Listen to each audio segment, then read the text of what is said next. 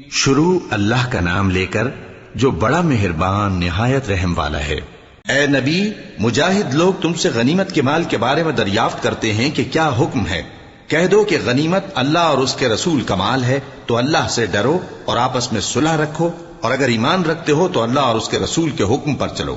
مومن تو وہ ہیں کہ جب اللہ کا ذکر کیا جاتا ہے تو ان کے دل ڈر جاتے ہیں، اور جب انہیں اس کی آیتیں پڑھ کر سنائی جاتی ہیں تو ان کا ایمان اور بڑھ جاتا ہے، اور وہ اپنے پروردگار پر بھروسہ رکھتے ہیں۔ اور وہ جو نماز قائم کرتے ہیں اور جو مال ہم نے ان کو دیا ہے اس میں سے نیک کاموں میں خرچ کرتے ہیں، یہی سچے مومن ہیں، اور ان کے لیے ان کے پروردگار کے ہاں بڑے بڑے درجے ہیں اور بخشش اور عزت کی روزی ہے۔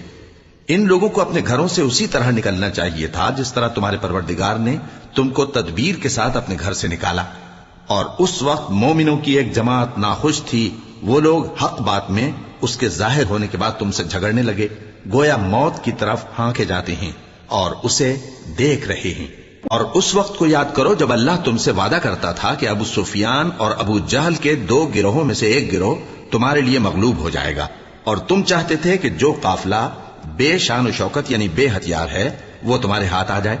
اور اللہ چاہتا تھا کہ اپنے فرمان سے حق کو قائم رکھے اور کافروں کی جڑ کاٹ دے، تاکہ سچ کو سچ اور جھوٹ کو جھوٹ کر دے، گو مشرک ناخوش ہی ہوں۔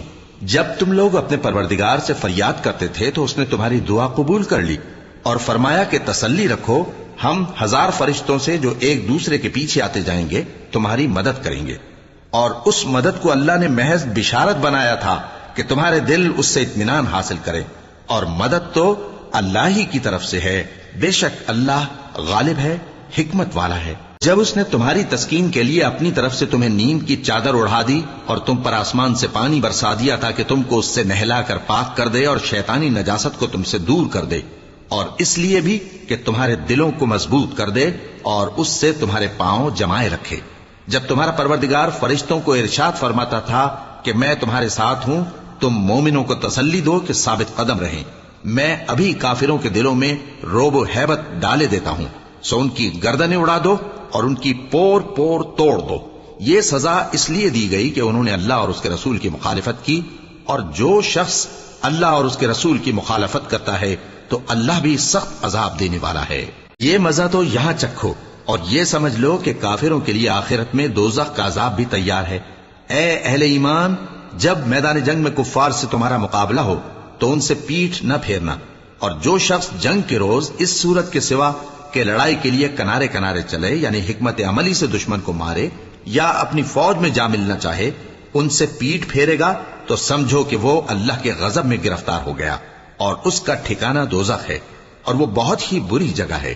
بس تم لوگوں نے ان کفار کو قتل نہیں کیا بلکہ اللہ نے انہیں قتل کیا، اور اے نبی، جس وقت تم نے کنکریاں پھینکی تھیں تو وہ تم نے نہیں پھینکی تھی بلکہ اللہ نے پھینکی تھی۔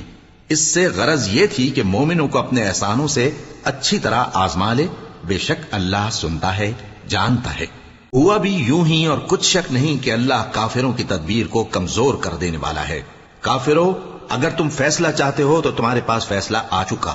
اگر تم اپنے افعال سے باز آ جاؤ تو تمہارے حق میں بہتر ہے، اور اگر پھر نافرمانی کرو گے تو ہم بھی پھر تمہیں عذاب کریں گے، اور تمہاری جماعت خواہ کتنی ہی بڑی ہو تمہارے کچھ بھی کام نہ آئے گی، اور اللہ تو مومنوں کے ساتھ ہے۔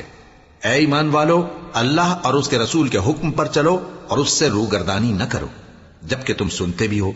اور ان لوگوں جیسے نہ ہونا جو کہتے ہیں کہ ہم نے سن لیا مگر حقیقت میں نہیں سنتے۔ کچھ شک نہیں کہ اللہ کے نزدیک تمام جانداروں میں بدترین وہ بہرے گونگے لوگ ہیں جو عقل سے کام نہیں لیتے،